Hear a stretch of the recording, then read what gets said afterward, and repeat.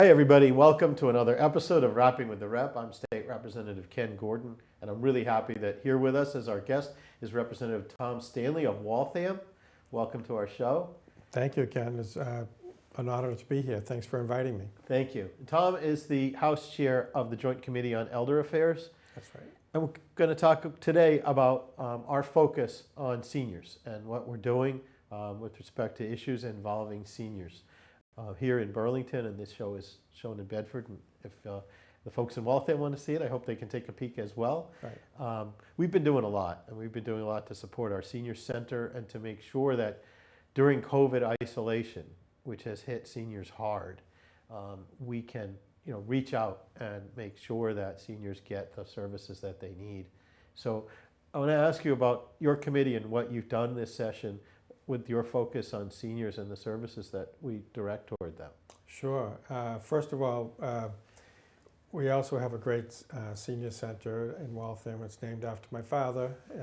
He did a lot of work, as long as with my mother, who has the auditorium's named after her. So it was preordained that I would be chair of the Elder Affairs Committee.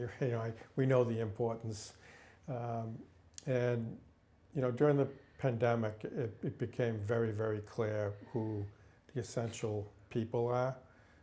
It's our seniors and the people who care for them.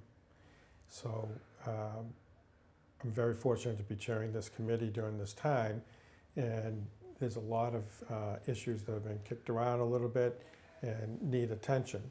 So during this last session, we've addressed a whole myriad of issues from the beginning of the continuum of care to the end, and we can talk all about that.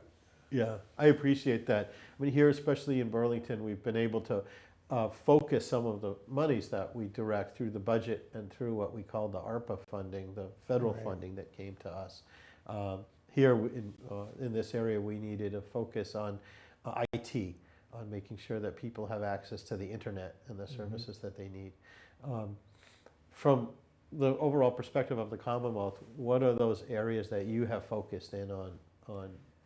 First of all, let's talk about funding and making sure that we get money to. Sure. Well, it's always a priority to push for at least to maintain or increase funding levels for our Council on Agings. And we've been successful in maintaining it at $12 per senior in the community. That's the formula. And we're pushing to possibly in the future to increase that. But during the budget, I promoted different things like $40 million for capital improvements to our nursing homes. That was an amendment that I put in that was successful on the House side. Now, as you know, the Senate just finished their budget, and we'll have to come up with one budget between us in the conference committee, and hopefully that will survive, if not increase. But that's critically important because a lot of our nursing homes are in tough shape right now.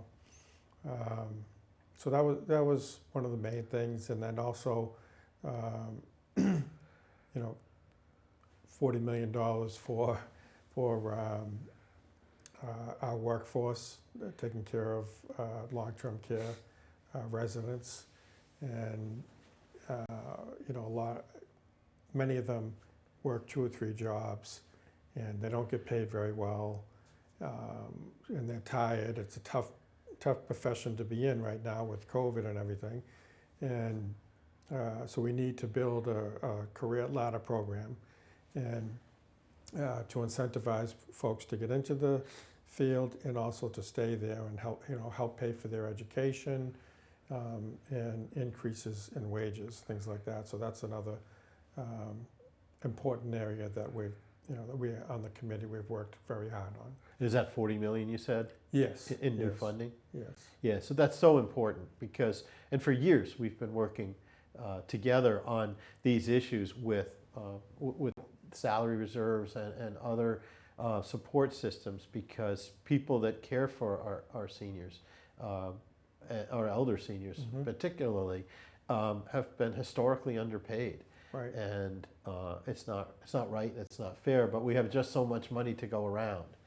And so to get a little bit more to the folks who do that kind of work, it's just so important. And so thank you for Yep. continuing to have that focus. Um, some of the other areas are transportation for seniors. Is that is that the focus of your committee, or have you worked with transportation on these areas? It hasn't been as much of a focus for, in our committee. Much of it falls under the Transportation Committee. Right. So they've, a lot of issues, as you know, could be handled by, many different committees, and that in particular is kind of fallen under the Transportation Committee. Another area that, we increased funding $1 million for the SHINE program, which is a great program that the state funds. So when someone in your family, a loved one, your parent, your aunt, or your spouse, all of a sudden becomes, in a need for elder care services, a lot of times, and I've felt this myself before I was chair of Elder Affairs, you don't know where to turn.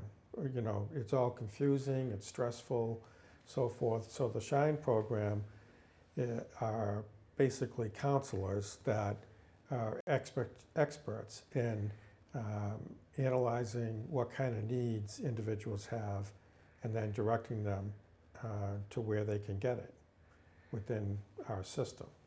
And so that's critically important to, it just helps alleviate a lot of stress, and it sort of directs traffic, if you will.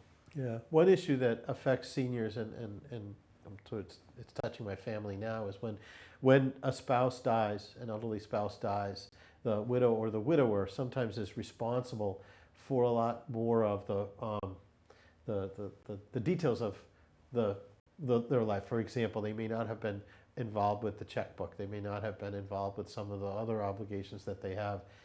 And especially if they weren't prepared to take over individually, is there a place in the senior centers that people can go to say, okay, this is the counseling that you might need to, get up to speed on the things that we need to do? Yes, well, maybe not senior centers in particular. They're, kind of a hodgepodge approach, but what's referred to as ASAPs, and I'm forgetting what the acronym stands for, but basically, like in our area, Minuteman Services. Right. That's an ASAP. And there's 25 throughout the state, and they all have, it's a different region. And they provide a tremendous amount of services. And I'm sure, they provide that service as well. So the bulk of our work in the committee, I would throw into three big buckets. And it's the three areas of the continuum of care of elder services. So the first one is, a general goal across the continuum is to try to keep people in their home. And home care licensing has been an ongoing issue for some time. And I was named to a commission, state commission, to try to come to consensus with the unions, the home care agencies, and so forth, and their advocates. And we came to agreement, which was great, because it's been kicked around for a few sessions. They just haven't gotten everyone together, and that's where you want to be to pass legislation. And for the first time, all of home care agencies, if our bill is passed, because it's sent out of our committee and it's in Ways and Means right now, so it's a good sign. Every agency will have to be certified by the state. Right now, half of them, the ASAPs that I was referring to, like Minuteman Services, they're certified in a number of different ways. And so we know the quality of services that they're providing. And that includes Minuteman, I'm sorry, just to be clear. Yes. Minute is certified. Okay, go ahead. and in the employees.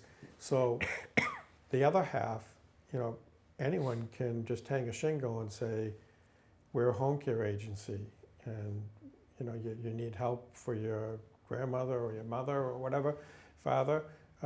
We're here to provide assistance. But again, when this is happening to you and your family, you don't know, the questions to ask and so forth. And, they provide all sorts of different things. They all use the same term, home care. So we would ensure that every single agency that refers to itself as home care or provide home care services is certified by the state. And that's real important. So families will just have a sense of, they'll know that, okay, these people are certified, they know what they're doing, and then the services that they would provide would be listed. So there was a number of other, issues within that we worked out. That's the main part of it. And I also add that these so-called .com home agencies, they're really just like matching services. It's a company on the internet, and they really just, families looking, they contact them and they connect them to someone else. Yep. Who, agency could be one person, may or may not be providing great services. So this bill would prevent that from happening, which is critically important as well. So the next part. Can I just ask Sure. about this part before you go to the next? So this seems, like you said, critically important, and it would Yeah. seem to me that the licensed agencies, the licensed ASAPs, would be tremendously in favor of that, because they're doing it the right way already. And from among their competition, they want to make sure from their own point of view that everyone is playing Right. by the rules, Yes. right? And Yeah. I know they care about our seniors, so they also Right. want our seniors to get the best Right. care also. Absolutely. And also, so some of the factors that we had to consider is, with throwing this burden on the administration, Elder Affairs, Right. Secretary of Elder Affairs. And so they have to be provided with the right resources and be willing to take this on. And so we brought them into it as well, and everyone was on the same page that they'll have a few more people to just concentrate in these areas to ensure that the home care agencies are licensed. Right, and it would Because- seem that there's oversight. I Yes. don't mean to jump in, but oversight as well, so that if a family has an issue with a Right. provider, now there's a place to pick up the phone and call Right. with a license to go Exactly. along with the licensing. And Elder Affairs just didn't have the bodies, to help to handle everything before. But our bill was going to change that. But- And Yeah. so the next level of continuum of care is folks that are in assisted living residences, ALRs, they're referred to as. And there's a bill referred to as the Common Sense Bill. And it's been kicking around for a long time as well. Our colleague, Smitty Pignatelli, was a sponsor of one of the main bills in this area. And in his situation, his father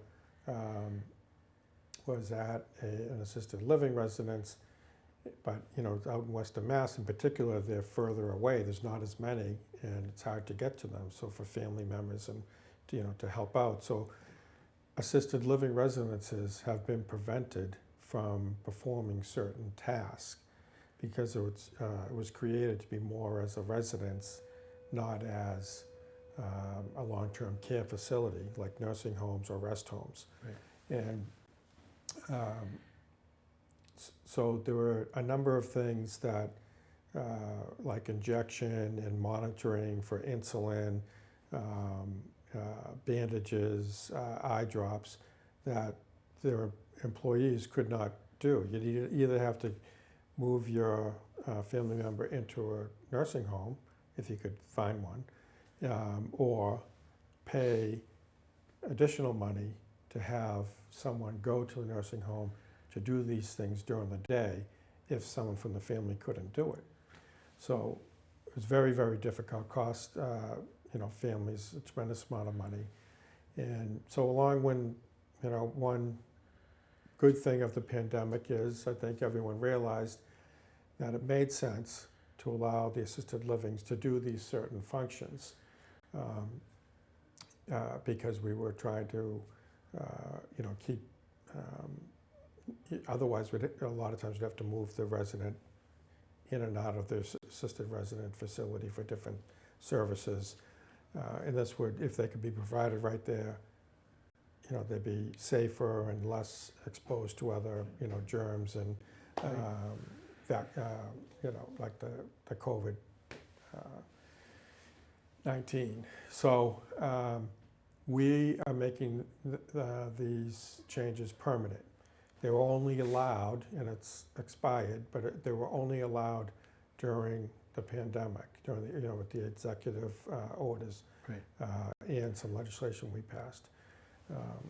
So it's really a big deal. It'll be the first time assisted living residences will have their regulations on how they govern changed in over a quarter century. And actually the previous one, home care licensing, will be the first time that's changed in over 50 years. So in the final categories in the nursing homes, no one wants to get to a nursing home, but if you need one, you have to go, and you want to be there. So we just released a huge omnibus bill that collected a lot of different bills into one package, and it has support in the House with the leadership, and I'm hoping that gets to the finish line this year as well. But it does a number of things like increasing the workforce, career ladder program, increasing the ability of the Attorney General to, it was her bill that we included, the state can increase fines on nursing homes for not being in compliance from a maximum of $500 that it is now a day to $22,500, which makes it, gets everyone's attention. Yeah, And that's significant. really the national standard. Right. And so we'll be doing that here. And another increase in fines, which is the administration wanted, is to increase the amount of fines that can be levied by the administration up to $250,000 on a nursing home for their neglect and contributing to someone's death. Right. And there's different levels, rape and just neglect of service, so forth. So all those, they were increased. Actually, the Attorney General's is increased tenfold, basically, from where it is. Yeah. And just to note that President Biden mentioned in the State of the Union that he wanted to increase that figure of 22,500 to $1 million. That's at the federal level, could affect all of us, but we don't know if that's ever going to come to fruition. There's a number of other things like trying to keep, there's so many of them. But it's a good issue to have. There's so much in there. Yes. But anyway. Yeah, these are such important issues because, our seniors, especially seniors when they're living in a nursing home, are the least able to protect themselves. Right. In many instances. And so, and the families are, and you probably get the same calls from families. It's so frustrating when their family members not getting the care that they believe that they need. Yeah. Or they're protected. I've last year had a call from someone who said that an older gentleman that his wife was raped, and I called everyone I could, and I discovered that the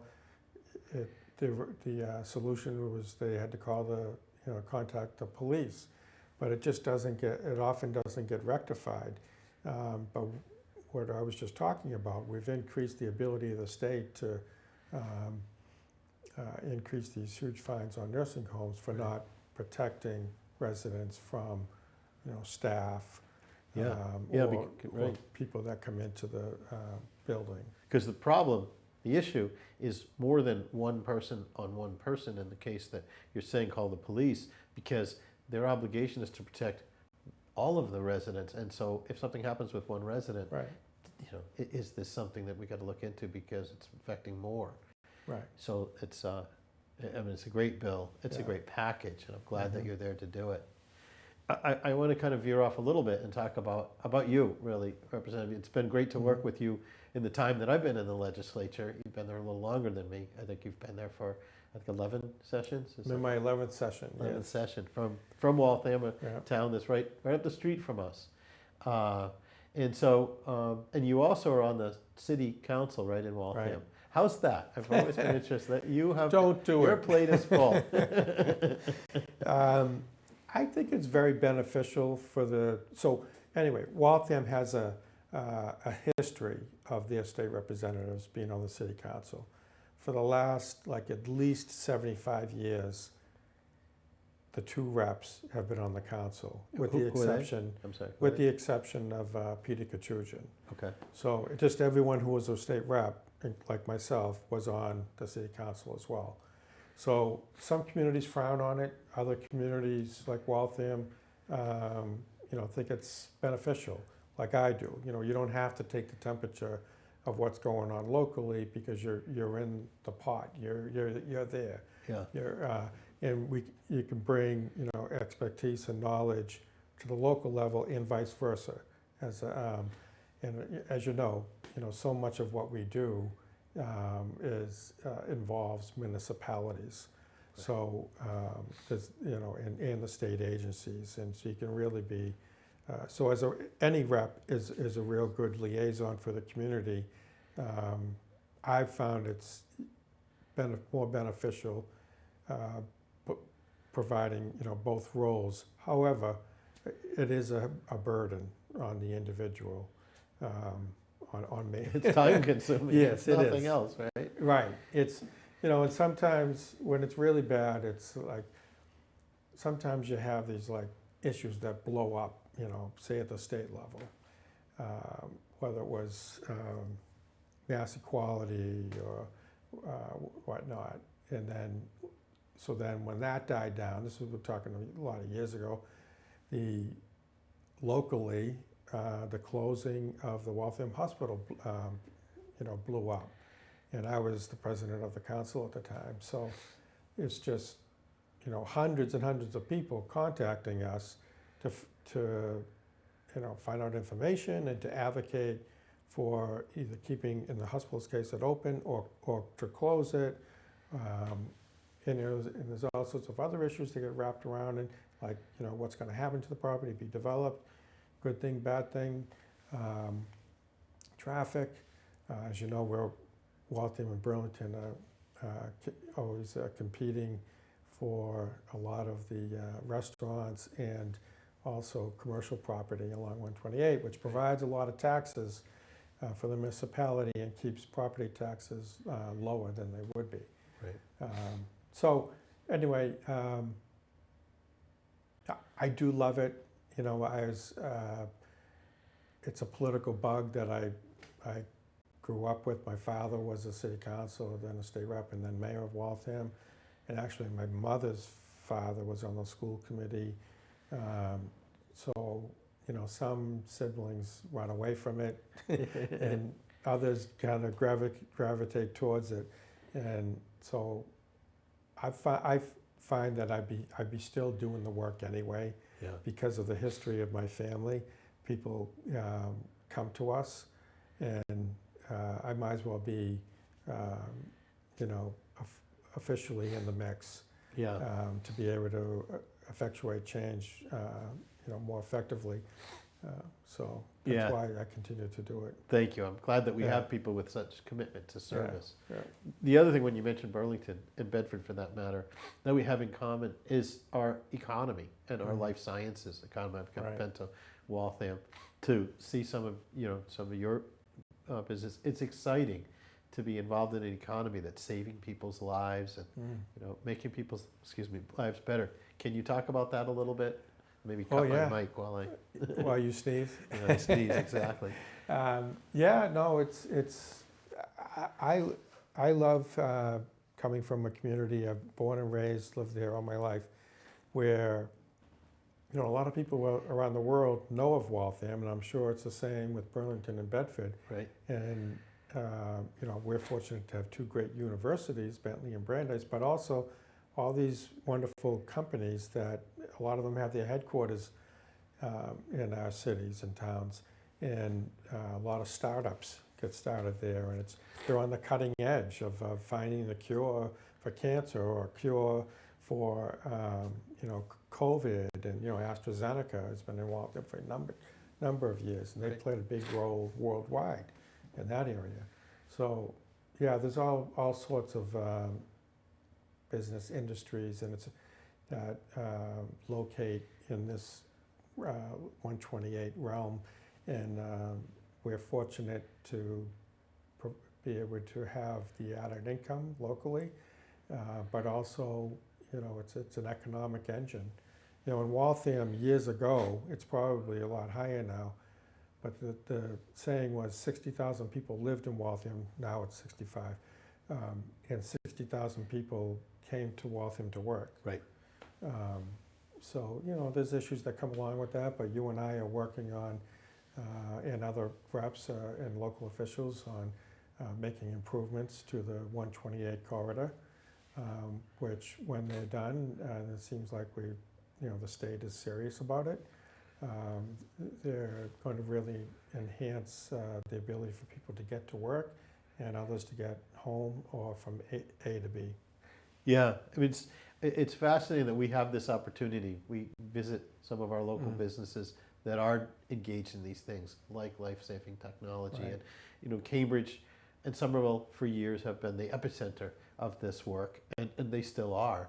But companies realize now that there's opportunities out here. There's a little more space. It's a little less expensive. Hotel space too. Right. And Waltham, Burlington, Bedford have been the recipient and been ready to be in there and obtain and get some of these companies, and then you see the work they do, building this technology and seeing.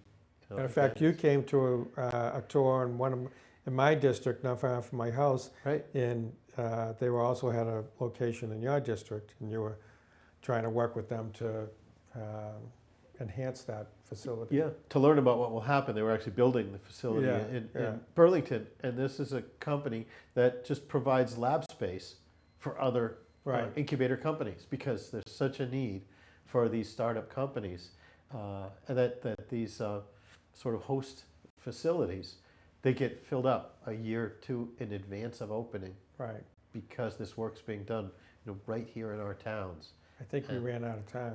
Oh, that's okay. It's just the time. But I will sign off for the folks watching at home or listening on our YouTube.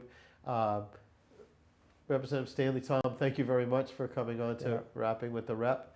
Appreciate having you. Folks, thanks for tuning in, and we'll see you again next time on Rapping with the Rep.